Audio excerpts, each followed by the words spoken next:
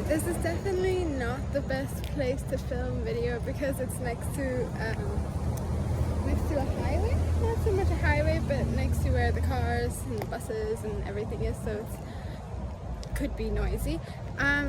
But about yesterday's Vinyasa 2 class, it was at, not in the morning, it was at like 12:45, and he spent a good portion at the beginning to talk about did he talk about mental well-being. Well, he was basically mentioning that he had a talk coming up and stuff, and then he talked about food and how we eat and the fact that we shouldn't eat meat, especially if you practice yoga, because we're practicing compassion, so it just doesn't really make sense. And I was thinking about like how that you can see sort of the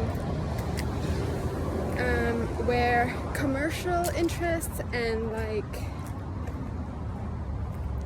I'm not sure how to say it, but I'll just go on, I'll find a way.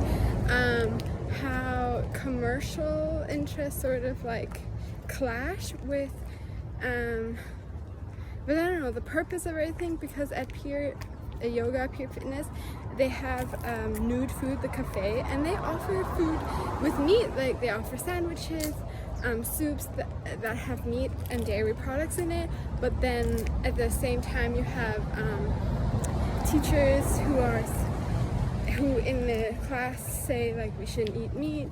So yeah, so that's sort of like, well, the easiest way that we would eat less meat is if you did not provide it. But yeah, it's difficult.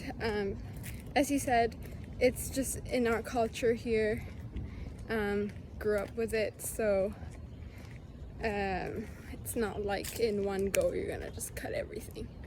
But yeah, generally, because I went vegan when I was like 16 in high school, so generally I understand the whole thing, as in like why you do it, how to go about it. Like I feel like I know what he's talking about, I understand where he's coming from, and I have my own set of like how I do things.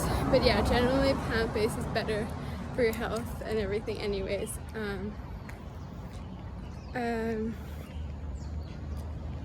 Yeah, I mean, it wasn't, yeah, there's not much to say about it. It's not like there was like a big debate or whatever. It was just conversation, and it was nice to listen to. But I thought it went on a bit long because like, I don't know, just there to do yoga, and a good portion of it was like listening to talk. But I'm not saying anything bad, yeah. But generally, actually, yoga teachers, well, in the classes that I've been into, that it has happened a few times, that like not just at the start or at the end, but in the middle, he suddenly has a story to tell you, you know, and I think it's nice. I feel like it's not so much that like we need to hear it, but they need to express it. Yeah, I wonder if it's like something prepared beforehand, or he's just like in the middle of a movement, he's like thinks of something and it just has to be expressed. Because I have that, you know, something like I'm like, oh, there's something I need to say. Yeah,